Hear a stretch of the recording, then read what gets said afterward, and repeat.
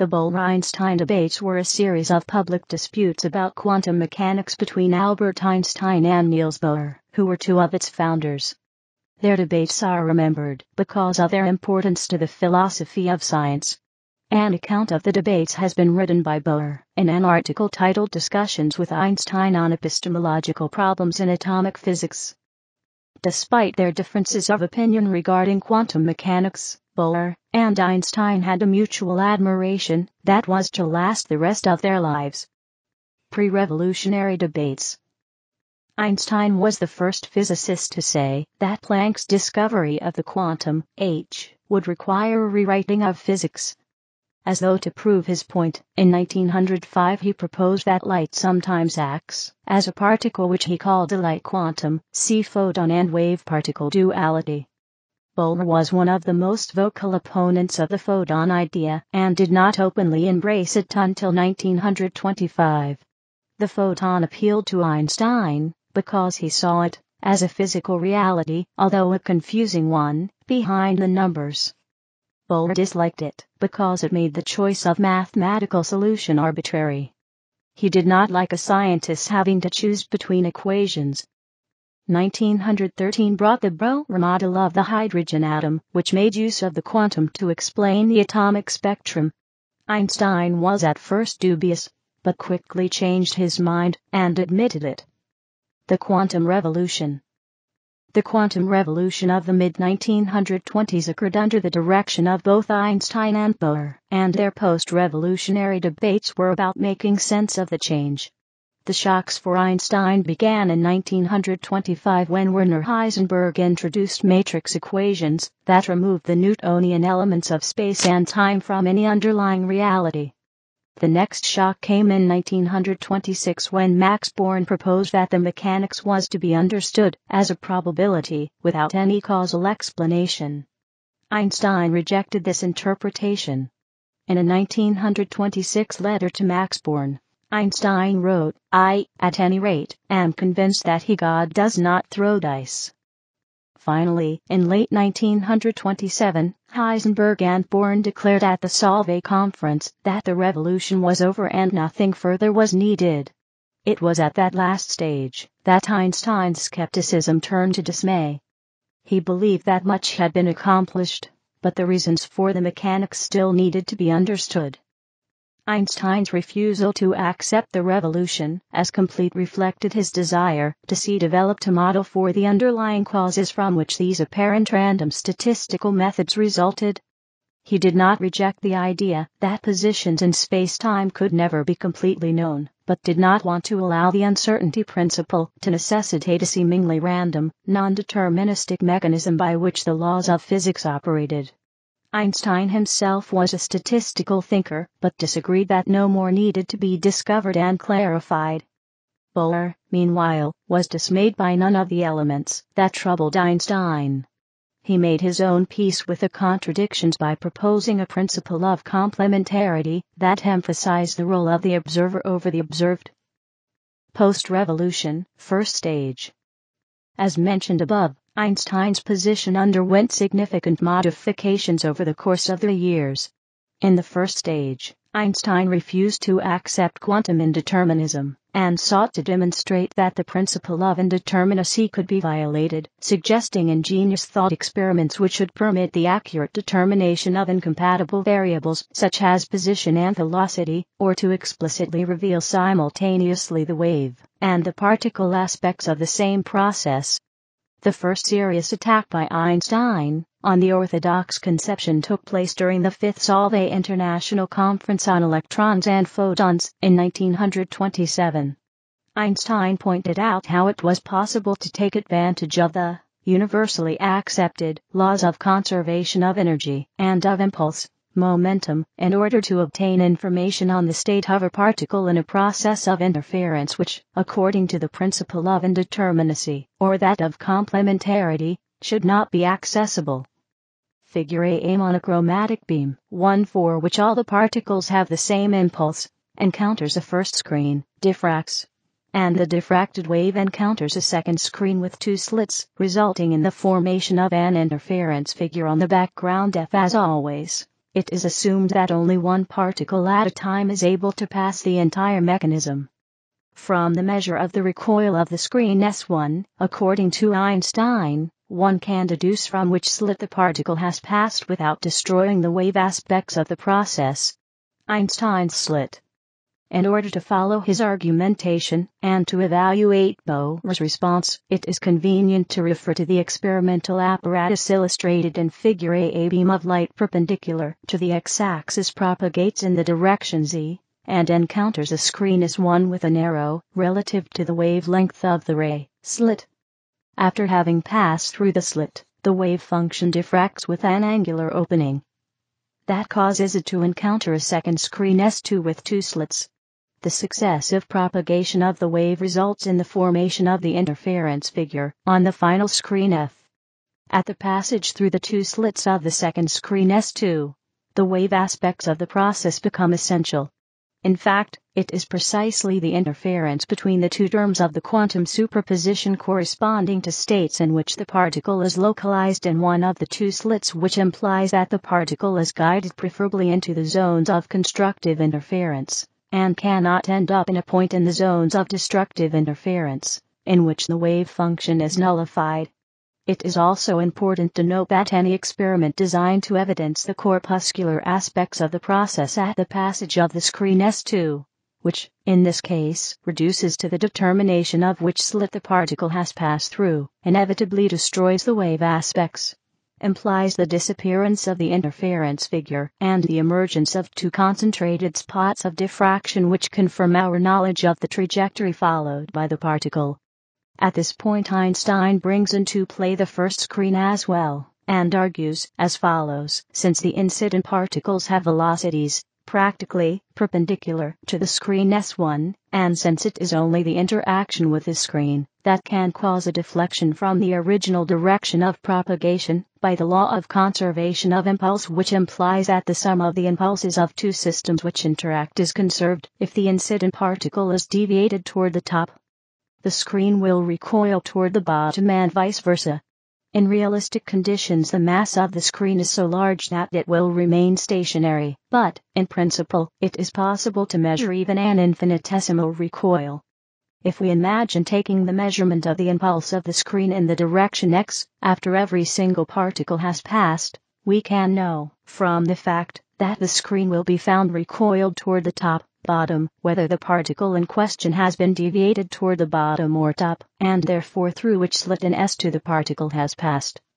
But since the determination of the direction of the recoil of the screen, after the particle has passed, cannot influence the successive development of the process, we will still have an interference figure on the screen if the interference takes place precisely because the state of the system is the superposition of two states whose wave functions are non-zero only near one of the two slits. On the other hand, if every particle passes through only the slit B or the slit C, then the set of systems is the statistical mixture of the two states, which means that interference is not possible. If Einstein is correct, then there is a violation of the principle of indeterminacy. Bohr's response was to illustrate Einstein's idea more clearly using the diagram in Figure C. Figure C shows a fixed screen S1 that is bolted down. Then try to imagine one that can slide up or down along a rod instead of a fixed bolt. Bohr observes that extremely precise knowledge of any potential vertical motion of the screen is an essential presupposition in Einstein's argument.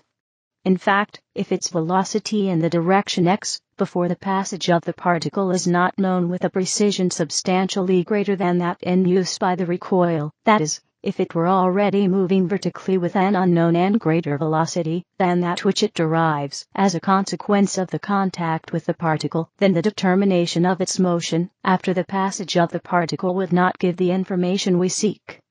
However, Bohr continues, an extremely precise determination of the velocity of the screen, when one applies the principle of indeterminacy, implies an inevitable imprecision of its position in the direction x before the process even begins. The screen would therefore occupy an indeterminate position at least to a certain extent, defined by the formalism. Now consider, for example, the point D in Figure A, where the interference is destructive. it is obvious that any displacement of the first screen would make the lengths of the two paths, a BD and a CD, different from those indicated in the figure. If the difference between the two paths varies by half a wavelength, at point D, there will be constructive rather than destructive interference. The ideal experiment must average over all the possible positions of the screen S1, and, for every position, there corresponds, for a certain fixed point F, a different type of interference, from the perfectly destructive to the perfectly constructive. The effect of this averaging is that the pattern of interference on the screen F will be uniformly gray. Once more, our attempt to evidence the corpuscular aspects in S2 has destroyed the possibility of interference in F, which depends crucially on the wave aspects. Figure C. In order to realize Einstein's proposal, it is necessary to replace the first screen in figure A, S1, with a diaphragm that can move vertically, such as this proposed by Bohr. It should be noted that, as Bohr recognized, for the understanding of this phenomenon it is decisive that, contrary to genuine instruments of measurement, these bodies along with the particles would constitute, in the case under examination, the system to which the quantum mechanical formalism must apply. With respect to the precision of the conditions under which one can correctly apply the formalism, it is essential to include the entire experimental apparatus. In fact, the introduction of any new apparatus, such as a mirror, in the path of a particle could introduce new effects of interference which influence essentially the predictions about the results which will be registered at the end. Further along, Bohr attempts to resolve this ambiguity concerning which parts of the system should be considered macroscopic, and which not.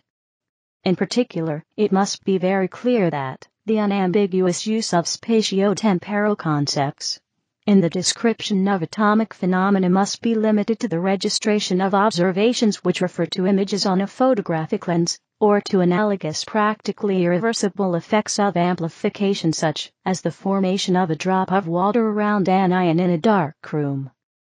Bohr's argument about the impossibility of using the apparatus proposed by Einstein to violate the principle of indeterminacy depends crucially on the fact that a macroscopic system, the screen S1, obeys quantum laws.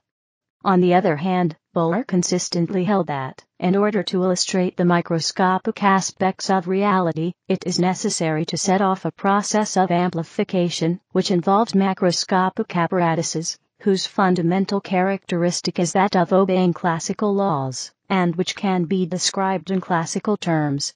This ambiguity would later come back in the form of what is still called today the measurement problem. In a recent experiment, an apparatus to test this debate was developed and implemented.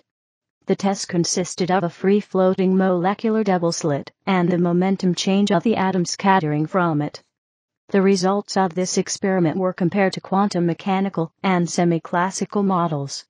The results revealed that the classical description of the slits, used by Einstein, provides a surprisingly good description of the experimental results, even for a microscopic system, if the momentum transfer is not ascribed to a specific pathway, but shared coherently and simultaneously between both. The principle of indeterminacy applied to time and energy. Figure D. A wave extended longitudinally passes through a slit which remains open only for a brief interval of time.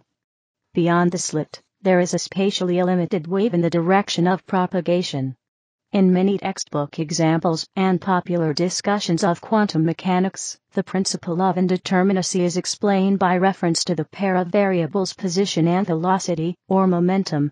It is important to note that the wave nature of physical processes implies that there must exist another relation of indeterminacy, that between time and energy. In order to comprehend this relation, it is convenient to refer to the experiment illustrated in Figure D, which results in the propagation of a wave which is limited in spatial extension.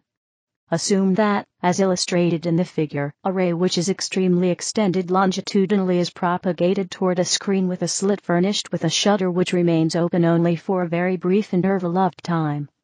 Beyond the slit, there will be a wave of limited spatial extension which continues to propagate toward the right.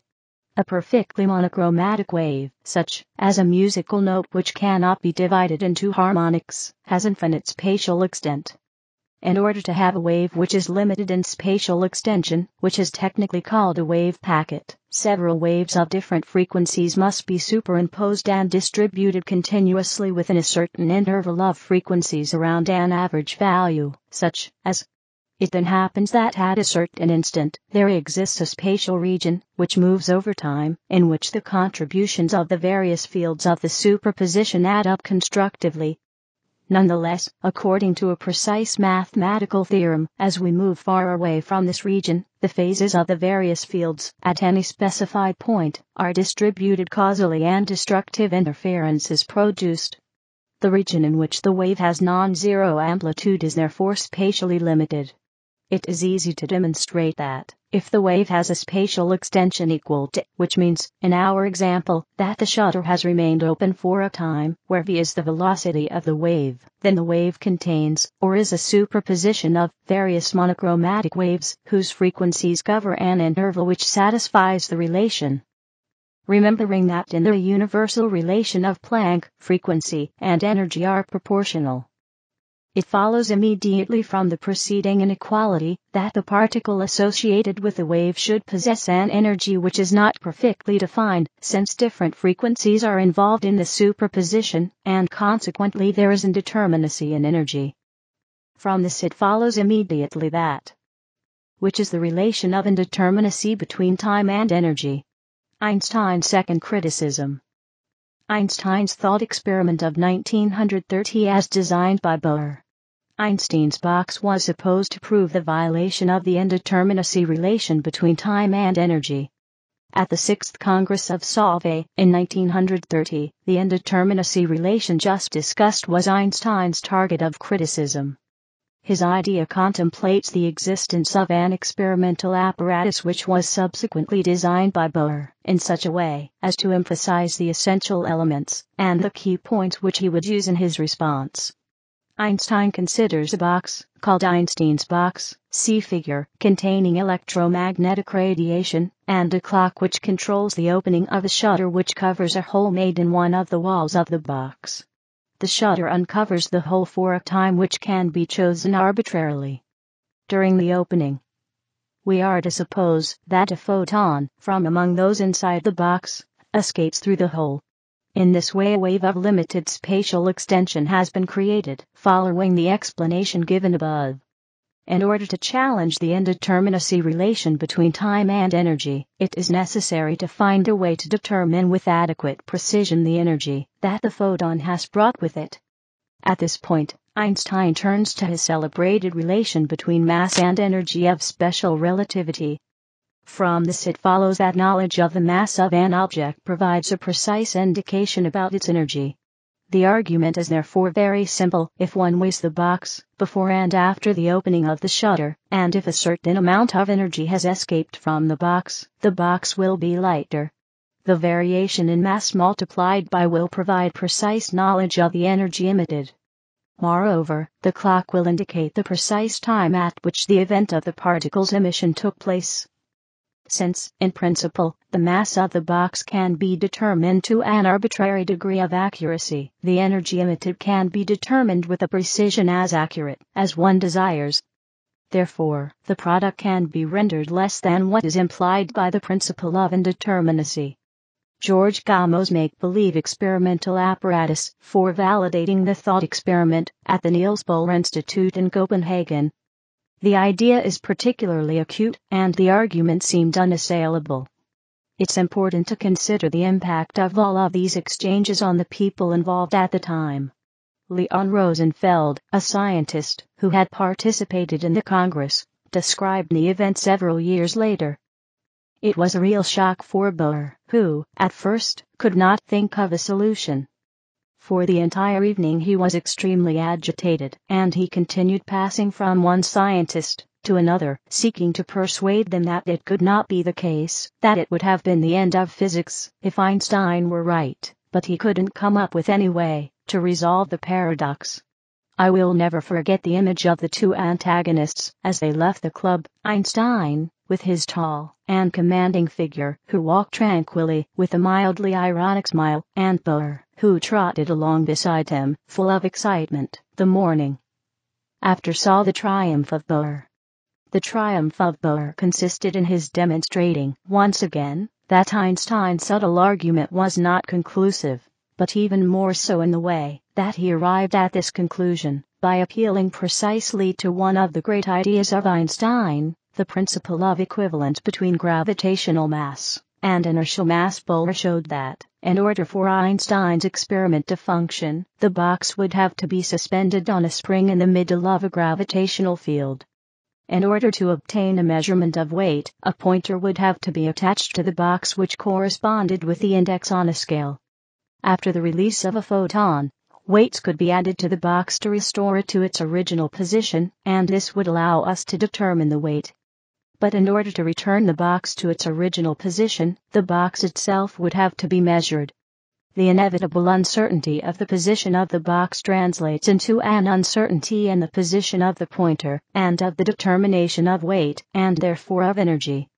On the other hand, since the system is immersed in a gravitational potential which varies with the position, according to the principle of equivalence, the uncertainty in the position of the clock implies an uncertainty with respect to its measurement of time, and therefore of the value of the interval.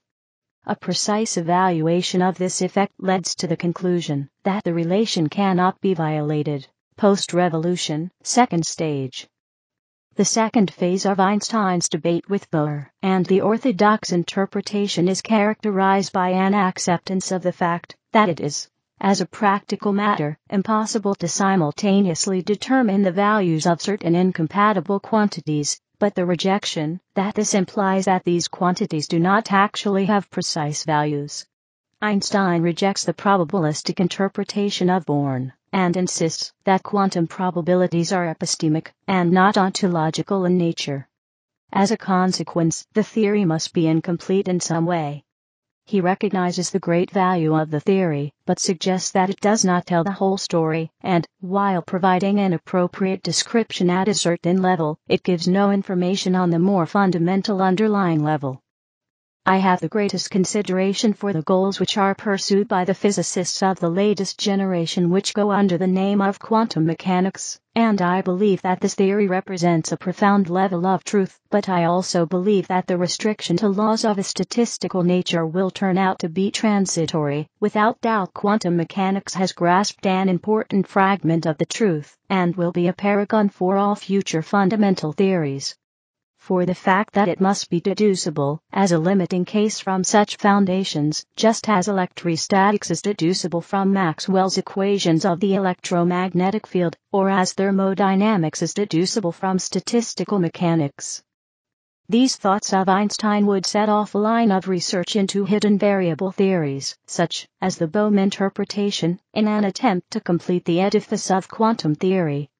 If quantum mechanics can be made complete in Einstein's sense, it cannot be done locally. This fact was demonstrated by John Stuart Bell with the formulation of Bell's inequality in 1964. Title sections of historical papers on EPR. In 1935, Einstein, Boris Podolsky and Nathan Rosen developed an argument, published in the magazine Physical Review, with the title "Can Quantum Mechanical Description of Physical Reality Be Considered Complete Based on an Entangled State of Two Systems?" Before coming to this argument, it is necessary to formulate another hypothesis that comes out of Einstein's work in relativity, the principle of locality. The elements of physical reality which are objectively possessed cannot be influenced instantaneously at a distance. The argument of EPR was in 1957 picked up by David Bohm and Yakir Aharonov in a paper published in Physical Review, with the title "Discussion of Experimental Proof for the Paradox of Einstein, Rosen, and Podolsky." The authors reformulated the argument in terms of an entangled state of two particles, which can be summarized as follows. 1. Consider a system of two photons which at time t are located, respectively, in the spatially distant regions A and B, and which are also in the entangled state of polarization described below. 2. At time t the photon in region A is tested for vertical polarization. Suppose that the result of the measurement is that the photon passes through the filter.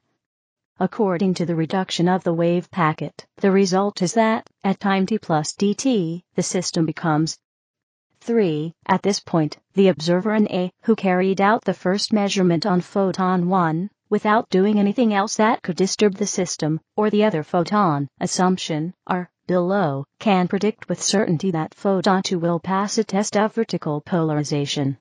It follows that photon 2 possesses an element of physical reality, that of having a vertical polarization.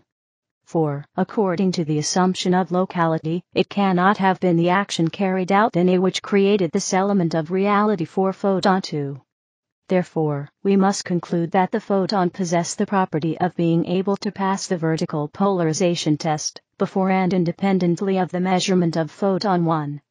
5. At time t, the observer in A could have decided to carry out a test of polarization at 45, obtaining a certain result, for example, that the photon passes the test. In that case, he could have concluded that photon 2 turned out to be polarized at 45. Alternatively, if the photon did not pass the test, he could have concluded that photon 2 turned out to be polarized at 135. Combining one of these alternatives with the conclusion reached in 4, it seems that photon 2, before the measurement took place, possessed both the property of being able to pass with certainty a test of vertical polarization, and the property of being able to pass with certainty a test of polarization at either 45 or 135. These properties are incompatible according to the formalism. 6. Since natural and obvious requirements have forced the conclusion that photon 2 simultaneously possesses incompatible properties, this means that, even if it is not possible to determine these properties simultaneously, and with arbitrary precision, they are nevertheless possessed objectively by the system. But quantum mechanics denies this possibility, and it is therefore an incomplete theory. Bohr's response.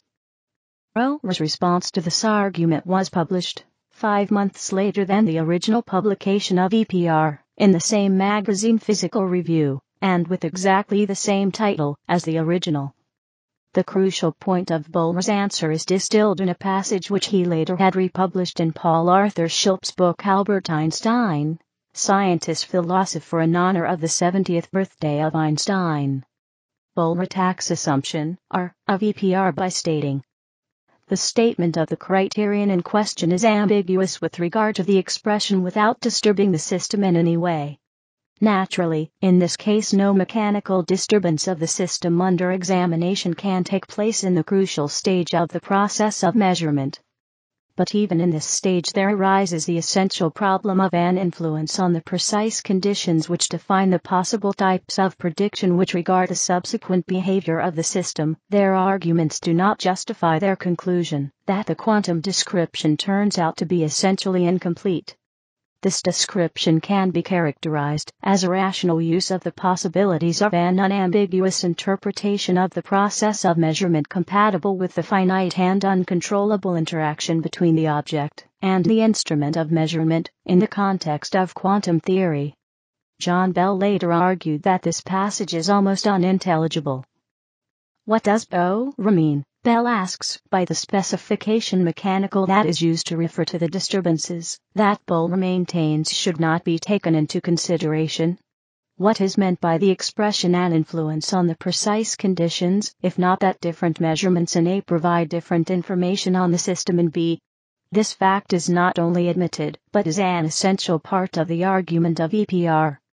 Lastly, what could Bohr have meant by the expression uncontrollable interaction between the object and the measuring apparatus, considering that the central point of the argument of EPR is the hypothesis that, if one accepts locality, only the part of the system in A can be disturbed by the process of measurement, and that, notwithstanding this fact, this process provides precise information on the part of the system in B. Is Bohr already contemplating the possibility of spooky action at a distance? If so, why not declare it explicitly? If one abandons the assumption of locality, the argument of EPR obviously collapses immediately. The debates represent one of the highest points of scientific research in the first half of the 20th century because it called attention to an element of quantum theory, quantum non-locality, which is absolutely central to our modern understanding of the physical world. Post-revolution, fourth stage.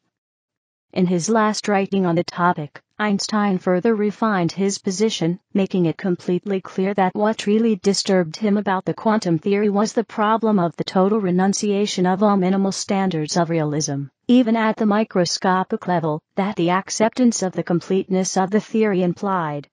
Although the majority of experts in the field agree that Einstein was wrong, the current understanding is still not complete. See Interpretation of Quantum Mechanics. There is no scientific consensus that determinism would have been refuted.